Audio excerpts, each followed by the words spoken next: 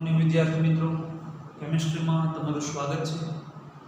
आज આપણે વાયુના નિયમોની ચર્ચા કરવા જઈ રહ્યા છીએ। છેલ્લા લેક્ચરની અંદર વાયુની વચ્ચે લાગતું આંતરાણવીય બળ, ઉષ્મીય ઊર્જા અને તાપમાન સાથેના કેટલાક સંબંધોની ચર્ચા કરી।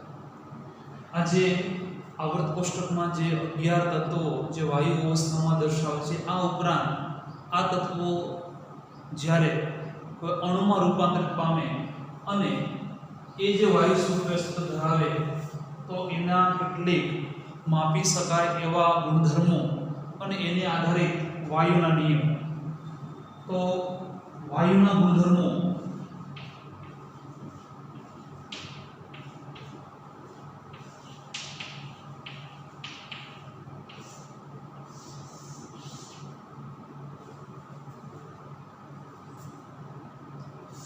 चार प्रकारना गुणधर्मों की चर्चा आपणे करवानी छे।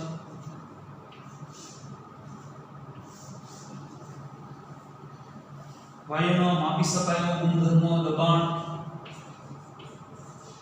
जेने अंग्रेजीमां प्रेशर तरीके એટલે કે P વડે દર્શાવવામાં આવે છે। બીજું કદ, વોલ્યુમનો V વડે દર્શાવવામાં આવે છે। તાપમાન, ટેમ્પરેચર એટલે કે T વડે દર્શાવવામાં આવે છે। અને દળ અથવા જથ્થો,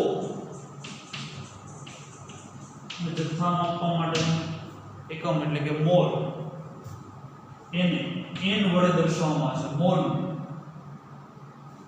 પદાર્થનો જથ્થો। આને આધારિત વાયુના નિયમો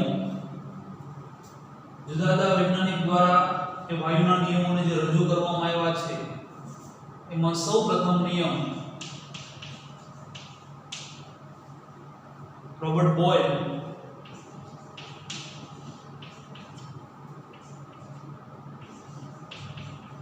ચાર્લ્સ ગેલ્યુસેક અને એવોગેડ્રો, આ ચાર નિયમની બોયલનો નિયમ, ચાર્લ્સનો નિયમ, ગેલ્યુસેકનો નિયમ અને એવોગેડ્રો નિયમનો આપણે અભ્યાસ કરવાનો છે। વિદ્યાર્થી મિત્રો, અહીં કોઈ પણ બે રાશિઓ વચ્ચે અથવા કોઈ પણ બે ગુણધર્મો વચ્ચેનો સંબંધ આ બધા નિયમો સૂચવે છે। જેમાં સૌપ્રથમ જે બોયલનો નિયમ છે એ P અને V વચ્ચેનો સંબંધ છે। ચાર્લ્સનો નિયમ જે છે એ V અને T વચ્ચેનો સંબંધ દર્શાવે છે।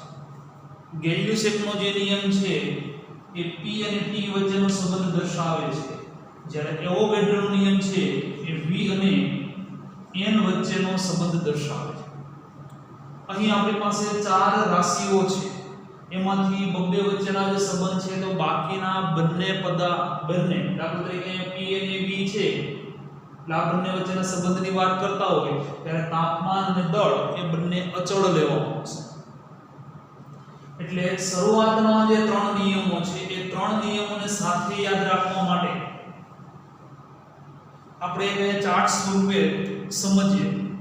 આપણે ડિટેલમાં નિયમ ભણીએ એની પહેલા આપણે ચાર્ટ સ્વરૂપે સમજીએ તો P, V અને T, P for pressure, V for volume, T for temperature, આ ત્રણ નિયમ માટેનો ચાર્ટ આપણે સરળતાથી સમજી શકીએ એટલા માટે આ પ્રમાણે દર્શાવેલો છે। વચ્ચેના ભાગની અંદર નિશ્ચિત જથ્થાનો વાયુ, કારણ કે આ ત્રણ નિયમમાં n અચળ છે, એટલે જથ્થો છે એ આપણે નિશ્ચિત જથ્થાનો વાયુ। જ્યારે બોયલનો નિયમની વાત કરતા હોય ત્યારે આ બંને નિયમ વચ્ચે એટલે કે આ બંને વચ્ચેનો સંબંધ એટલે બોયલનો નિયમ। V અને T વચ્ચેનો સંબંધ એટલે ચાર્લ્સનો નિયમ। P અને T વચ્ચેનો સંબંધ એટલે ગેલ્યુસેકનો નિયમ। વિદ્યાર્થી મિત્રો, આના આધારિત આપણે ત્રણે ત્રણ નિયમના સ્ટેટમેન્ટ અને એનું ગાણિતીય સમીકરણ આપણે સરળતાથી વ્યાખ્યાયિત કરી શકીશું.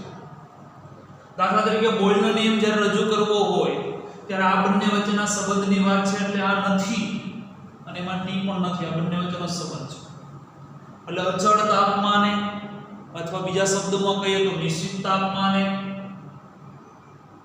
નિશ્ચિત જથ્થાના વાયુનું દબાણ કદના વ્યસ્ત પ્રમાણમાં હોય છે, એટલે કે P proportional to 1/V. બોયલનો નિયમ એ જ કહેવા માંગે છે કે P proportional to 1/V. ક્યારે? અચળ ટેમ્પરેચર. જ્યારે આપણે ચાર્લ્સના નિયમની ચર્ચા કરશું ત્યારે દબાણ અચળ રાખવાનું છે. ધ સેમ અચળ દબાણે નિશ્ચિત જથ્થાના વાયુનું કદ તાપમાનના સમપ્રમાણમાં હોય છે, એટલે V proportional to T વડે દર્શાવાશે. એટલે ચાર્લ્સનો નિયમ V અને T વચ્ચેનો સંબંધ એ સમપ્રમાણનો સંબંધ V proportional to T. ગેલિયોસેફની વાત કરીએ તો ગેલિયોસેફની અંદર અચળ કદ લેવામાં આવશે. અચળ કદ એ નિશ્ચિત જથ્થાના વાયુનું દબાણ P એ તાપમાનના સમપ્રમાણમાં હોય છે, એટલે P proportional to T વડે દર્શાવાય. અહીં તો કઈ P અને M ડાયરેક્ટલી લખી શકીએ કે અચળ P અને T, એટલે કે અચળ દબાણે અને અચળ તાપમાને V proportional to M એ નિયમ સ્વરૂપને આપણે સમજી શકીએ. તો હવે આપણે આ ઉપર છેલ્લી ચર્ચા કરી, હવે આપણે એને ડિટેલમાં 1 by 1 નિયમ સમજીએ. વિદ્યાર્થી મિત્રો, સૌપ્રથમ બોયલનો નિયમની વાત કરીએ. વિદ્યાર્થી મિત્રો, અહીં જે ત્રણ નિયમના સ્ટેટમેન્ટ છે એ આપણે આ જ ચાર્ટ મદદથી સરળતાથી યાદ રાખી શકશું. અચળ T એટલે કે અચળ તાપમાને નિશ્ચિત જથ્થાનો વાયુ એટલે દળ અચળ આવી ગયો, જથ્થો અચળ આવી ગયો, દબાણ કદના વ્યસ્ત સંબંધમાં અથવા વ્યસ્ત પ્રમાણમાં છે, જેને બોયલનો નિયમ તરીકે ઓળખવામાં આવે છે. એનું ગાણિતીય વિધાન આ પ્રમાણે એટલે કે P proportional to 1/V. ચલ અચળાંક દૂર કરીએ એટલે લખી શકીએ P is equal to K/V. V ને પેલી બાજુ ગુણાકાર કરીએ એટલે PV is equal to શું દર્શાવી શકીએ? K. જ્યાં P બરાબર V બરાબર વાયુનું દબાણ, V બરાબર વાયુનું કદ, K બરાબર સપ્રમાણતા અચળાંકો. વિદ્યાર્થી મિત્રો, એક પાત્રની અંદર જે વાયુ ભરેલો હોય એની ઉપર જો દબાણ વધારવામાં આવે તો કદમાં શું થતો હશે? ઘટાડો. એટલે દબાણ વધે તો કદ ઘટે, અને એટલા જ માટે અચળ તાપમાને નિશ્ચિત જથ્થો એ પાત્રની અંદર એક ચોક્કસ જથ્થાનો વાયુ ભરેલો હોય એની ઉપર દબાણ વધારીએ તો કદમાં ઘટાડો થાય છે, એટલે કે વ્યસ્ત સંબંધ હોય છે P proportional to 1/V. દૂર કરીએ એટલે P is equal to K/V વડે દર્શાવી શકીએ. PV is equal to K, જ્યાં K હું દર્શાવે સપ્રમાણતા અચળાંક. જો વિદ્યાર્થી મિત્રો પ્રારંભિક કદ અને પ્રારંભિક દબાણ એ 1 નંબર વડે દર્શાવો, એટલે કે પ્રારંભિક દબાણ P1 અને કદ V1, તો એના માટેનું સમીકરણ શું લખી શકાય? એના માટેનું સમીકરણ લખી શકીએ P1 V1 is equal to K. અંતિમ દબાણ, તો કે અંતિમ પરિસ્થિતિમાં દબાણ P2 અને કદ V2 હોય તો એના માટેનું સમીકરણ લખી શકીએ P2 V2 is equal to અચળાંક K. વિદ્યાર્થી મિત્રો, આ બંને સમીકરણો પરથી સ્પષ્ટ છે કે P1 V1 is equal to P2 V2. દાખલા ગણવા માટે ખૂબ જ ઉપયોગી સમીકરણ પ્રારંભિક એટલે કે શરૂઆતનું દબાણ અને કદનો ગુણાકાર અંતિમ દબાણ અને કદના ગુણાકાર જેટલું જ થતું હોય છે. અહીં P અને V એકબીજાના વ્યસ્ત સંબંધમાં છે, એટલે જો P વિરુદ્ધ V નો ગ્રાફ દોરવામાં આવે, P વિરુદ્ધ V નો ગ્રાફ દોરવામાં આવે તો આપણે ખ્યાલ છે કે દબાણ વધે એમ કદમાં, દબાણ ઘટે તો કદ વધે. આમ રિલીઝ કરીએ, દબાણ ઓછું કરીએ તો કદમાં શું થશે? વધારો. કોઈ અચળ તાપમાન, એક તાપમાન, જો તાપમાનમાં વધારો કરવામાં આવશે તો આપણે ખ્યાલ છે કે તાપમાન વધે તો દબાણ વધશે. એટલે આ P વિરુદ્ધ V નો ગ્રાફ અચળ તાપમાન માટે છે. અહીં વિદ્યાર્થી મિત્રો આ અચળ તાપમાન માટેનો ગ્રાફ છે, એટલા માટે આવા પ્રકારના ગ્રાફને સમતાપી, એક સમાન તાપમાને ગ્રાફ છે એટલે સમતાપી, કે જેને અંગ્રેજીમાં આઇસોથર્મ ગ્રાફ તરીકે પણ ઓળખવામાં આવે છે. હવે એક ખાસ કિસ્સા તરીકે વિચારીએ તો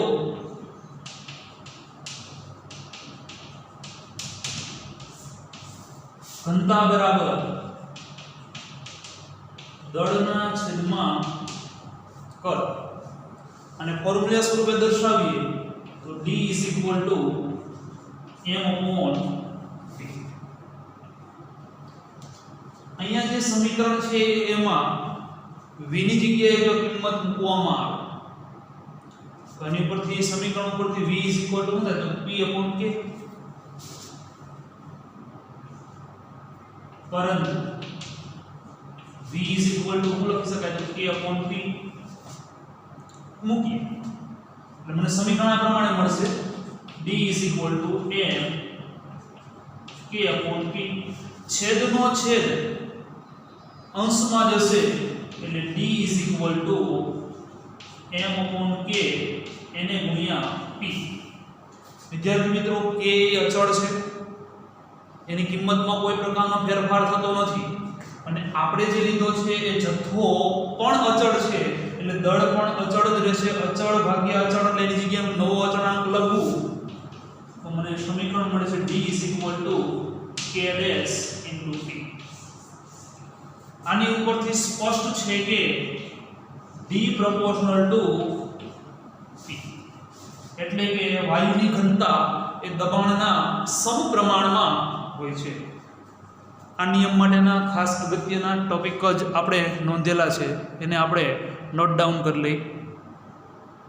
વિદ્યાર્થી મિત્રો એ નીચે લખેલું થોડુંક કપાતું હતું તો એના માટે આપણે અહીંયા બાજુમાં લખીએ તો D m/K ના છેદમાં P, છેદનો છેદ અંશમાં D m/K × P. અચળ છે એટલે D એની જગ્યાએ નવો અચળાંક K', અને આની ઉપરથી સ્પષ્ટ છે કે D proportional to P, ઘનતા એ દબાણના સમપ્રમાણમાં હોય છે. લખી લઈએ. ત્યારબાદ વિદ્યાર્થી મિત્રો બીજો નિયમ ચાર્લ્સનો નિયમ.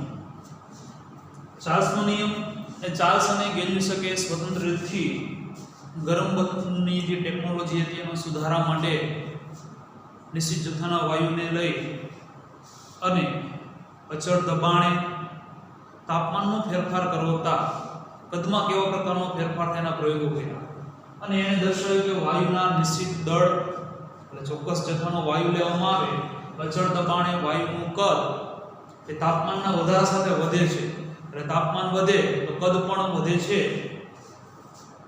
તેમણે એની ઉપરથી શોધ્યું કે તાપમાનના પ્રત્યેક 1 અંશના વધારા સાથે કદ જે 0 ડિગ્રી સેલ્સિયસ તાપમાને જે કદ હોય છે એમાં 0 ડિગ્રી સેલ્સિયસ કદના 1/273 જેટલો વધારો દર્શાવે છે.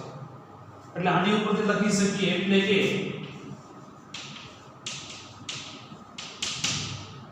0 ડિગ્રી સેલ્સિયસ તાપમાને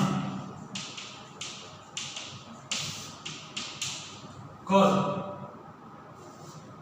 V0 તથા T ડિગ્રી સેલ્સિયસ તાપમાને કદ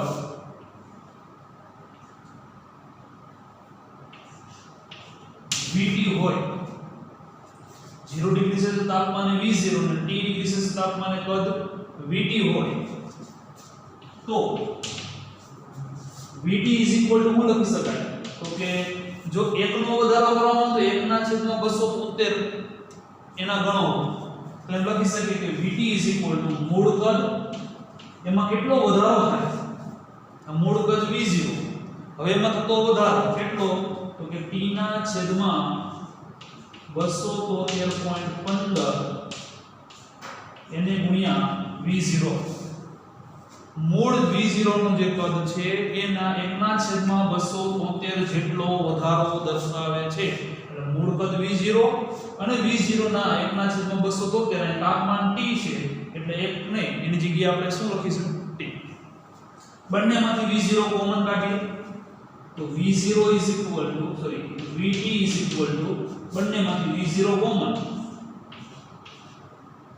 તો લખી શકાય અહીંયા વચ્ચે 1 અહીંયા T એના છેદમાં 273.15 LCM લસા લઈએ તો VT is equal to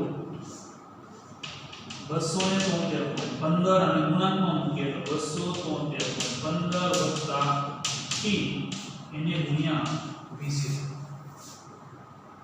વિદ્યાર્થી મિત્રો V વાળા પદને એક બાજુ લઈ જઈએ તો VT upon V0 is equal to અહીંયા હું આગળ લખું છું T વત્તા 273.15 એના છેદમાં 273.15 જો 0 ડિગ્રી સેલ્સિયસ તાપમાન હોય તેને કેલ્વિનમાં આપણે 273 લખીએ છીએ એનો મતલબ એમ કહી શકાય કે જો T is equal to 0 degree Celsius તાપમાન is equal to 273.15 કેલ્વિન તો આ પ્રકારના તાપમાનને હું T0 0 ડિગ્રી સેલ્સિયસ એટલા અને T into T કે જે હકીકતમાં T ડિગ્રી સેલ્સિયસ તાપમાન માટે છે એટલે શું તો કે T વત્તા 273.15 કેલ્વિન ચેપ્ટર નંબર 1 ની અંદર ભણી ગયા ડિગ્રી સેલ્સિયસ અને કેલ્વિન વચ્ચેનો સંબંધ તો આની મદદથી ઉપરનું સમીકરણ આપણે આ પ્રમાણે દર્શાવી શકીએ VT upon V0 is equal to અંશમાં લખી શકીએ TT upon T0 આને તો કાને આમ પણ લખી શકીએ આની જગ્યાએ તો V1 upon V2 is equal to T1 upon T2 વડે પણ દર્શાવી શકીએ અથવા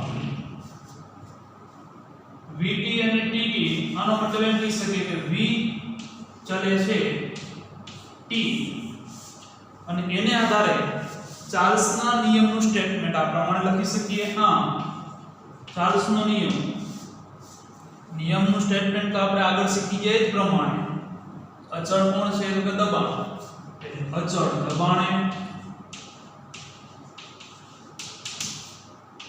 નિશ્ચિત જથ્થાનો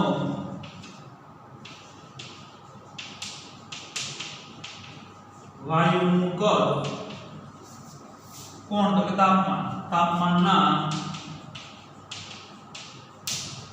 સમપ્રમાણ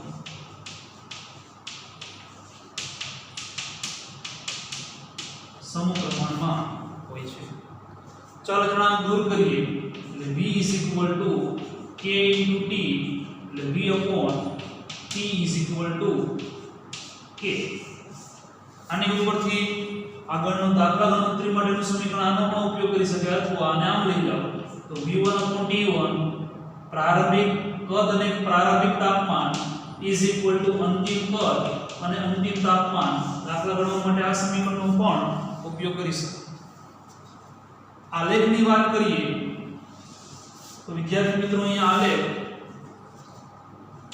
v વિરુદ્ધ t નો આલેખ દોરવામાં આવે v વિરુદ્ધ t નો ગ્રાફ દોરવામાં આવે તો ગ્રાફ છે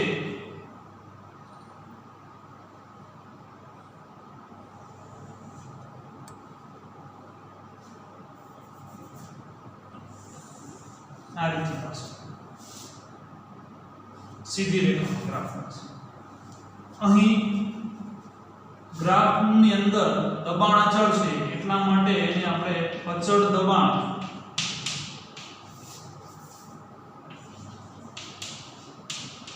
આઇસોબાર અથવા સમભાર ગુજરાતીમાં. જો આ ગ્રાફને પાછળની તરફ લંબાવવામાં આવે, કારણ કે અહીંયા આપણે સ્પષ્ટ છે કે અહીંયા t = 0 ડિગ્રી સેલ્સિયસ, ત્યારે તો કે ત્યારે કદ જે મળતું હશે એ આપણને v0 મળે છે. આ ગ્રાફને જો પાછળની તરફ દર્શાવવામાં આવે, લંબાવવામાં આવે, તો અહીંયા -273.15 ડિગ્રી સેલ્સિયસ સુધી જઈ શકાશે. એથી ઋણ મૂલ્ય એનું શક્ય નથી.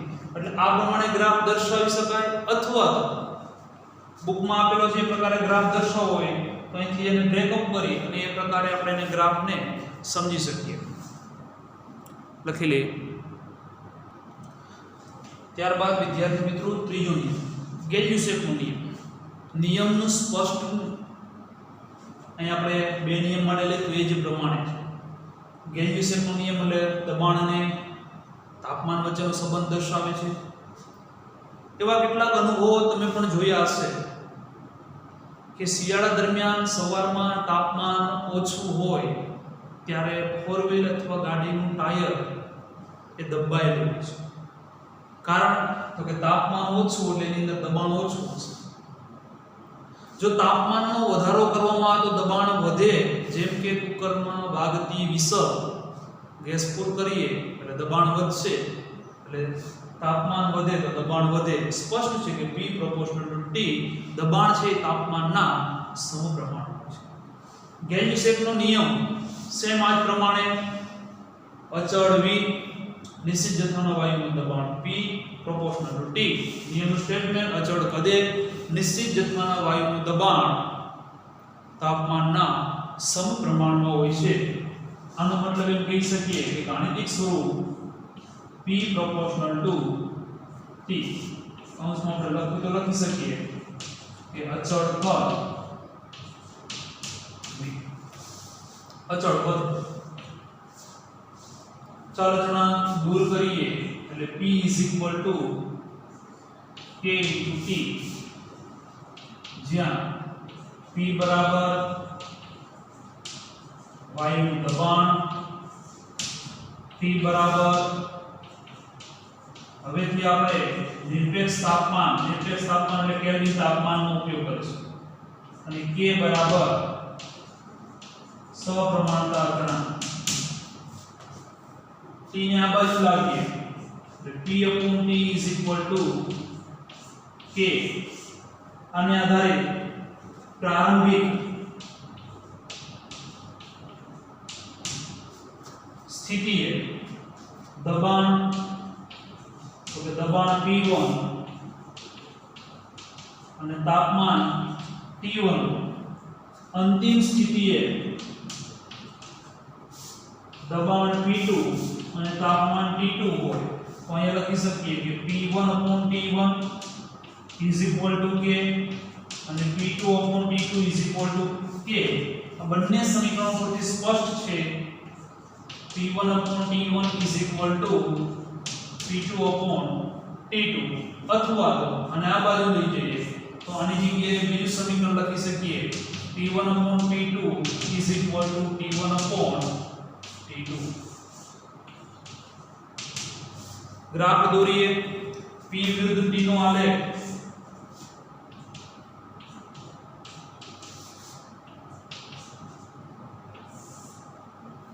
માંથી એકદમ પસાર થશે. અચળ આલેખ, અચળ પદે એક સમાન પદે જેને આઇસોકોર કહેવામાં આવે,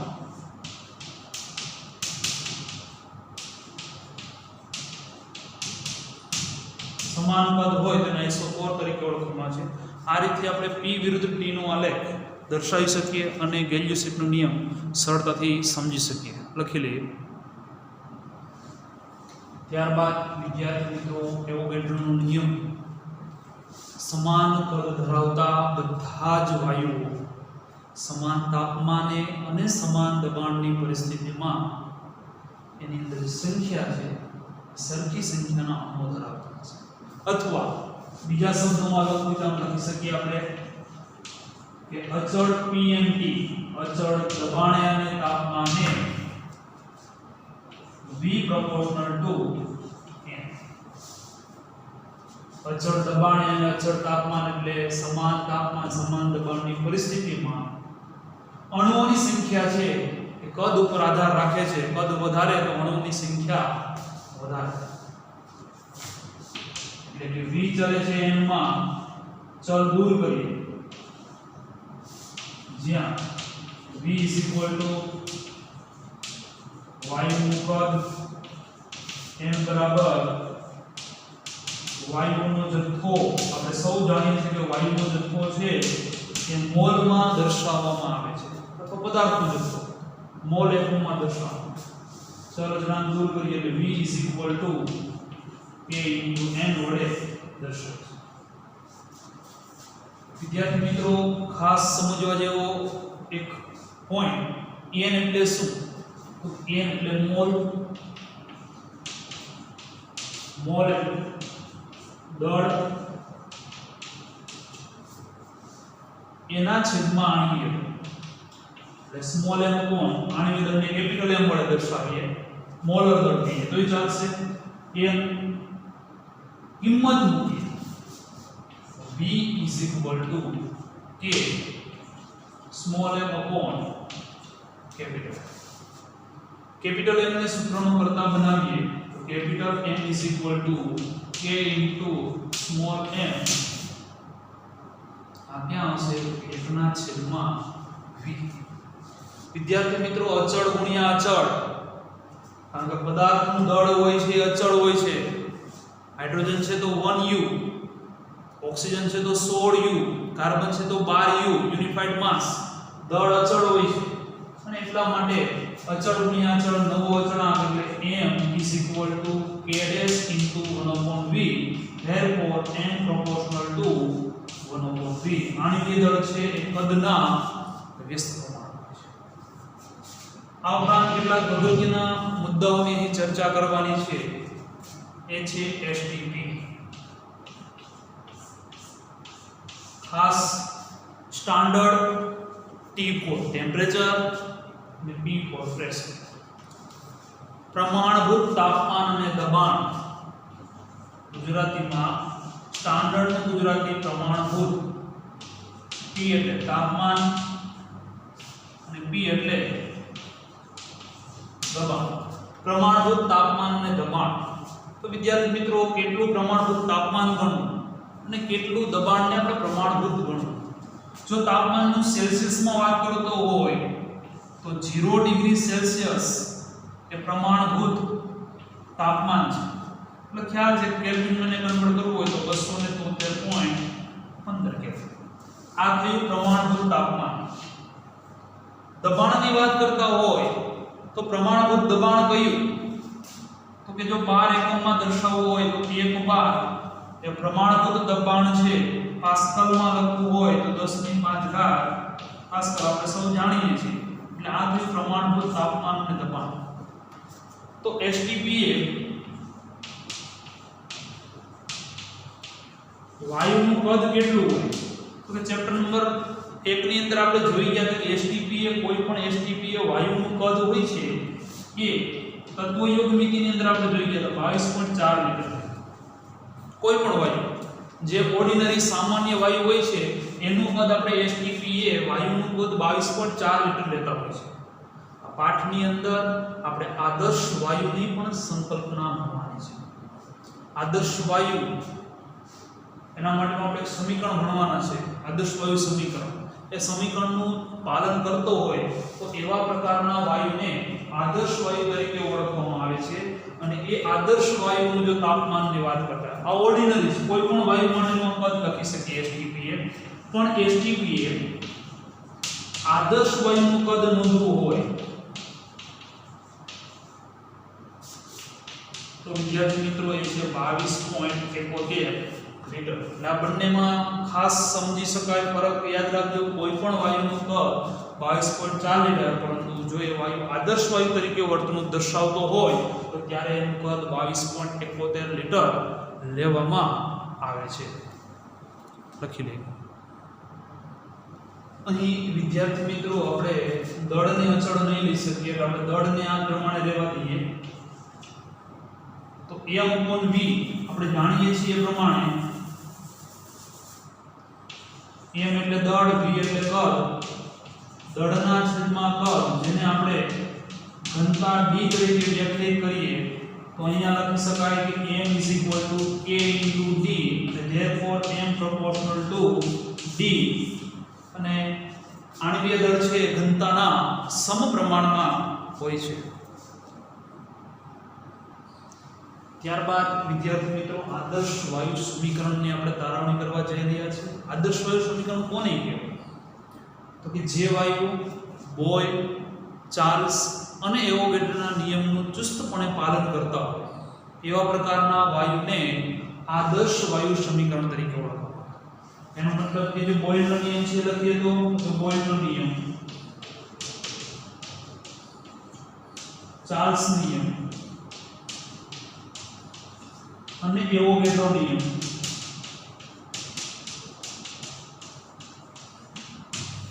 આપણે જાણીએ છીએ પ્રમાણે કે બોયલનો નિયમ છે એ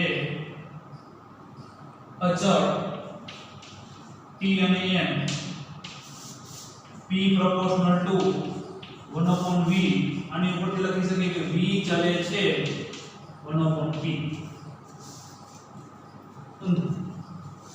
ચાર્લ્સના નિયમની વાત કરીએ તો કે ચાર્લ્સનો નિયમ અચળ Pn m v proportional to t. કદ છે તાપમાનના સમપ્રમાણમાં હોય છે. અને એવોગેડ્રોનો નિયમ અચળ Pnt તાપમાનના દબાણે v proportional to n. ત્રણે ત્રણ નિયમોનું સંયોગીકરણ કરવામાં આવે. ત્રણેય નિયમોનું સંયોગીકરણ કરતા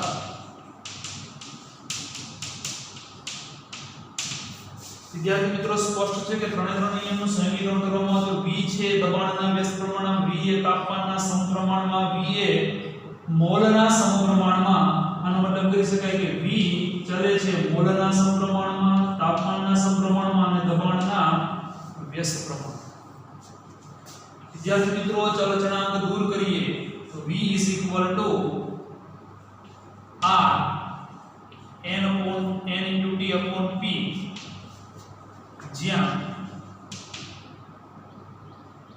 r બરાબર સપ્રમાણતા અચળાંક અથવા યુનિવર્સલ અચળાંક વાયુ અચળાંક છે. સમીકરણને વ્યવસ્થિત સ્વરૂપે લખીએ તો p ને પેલી બાજુ ગુણાકાર કરીએ તો pv = nRT. આ સમીકરણને વિદ્યાર્થી મિત્રો આદર્શ વાયુ સમીકરણ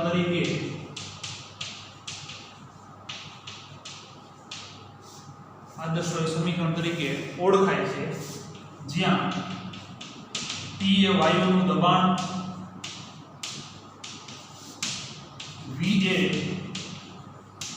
વાયુનું કદ દર્શાવે છે, N એ વાયુના મોલની સંખ્યા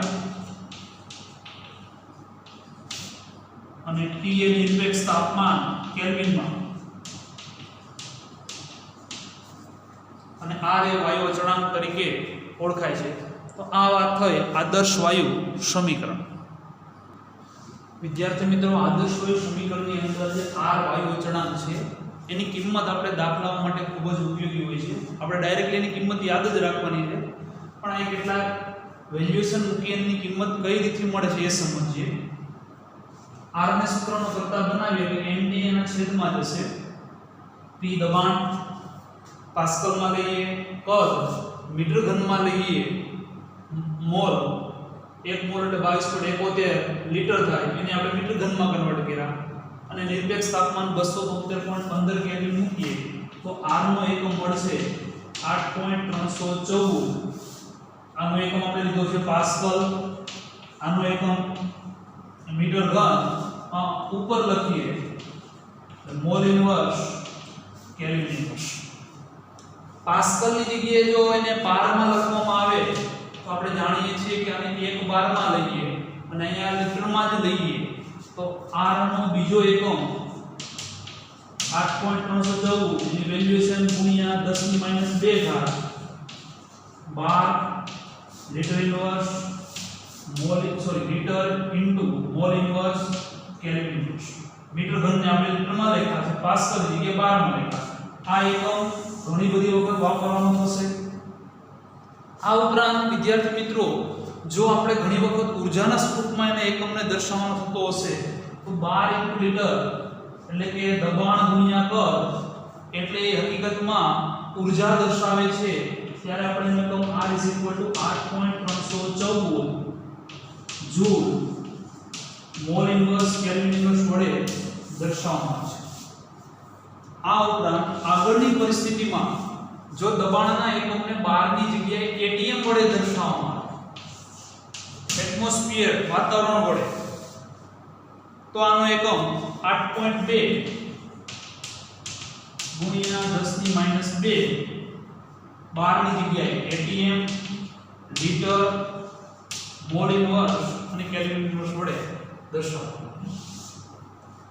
વિદ્યાર્થી મિત્રો n એટલે પદાર્થની દ્રવ્યનો વાયુનો જથ્થો દર્શાવશે. r એ અચળાંક છે. જો 1 મોલ વાયુ માટે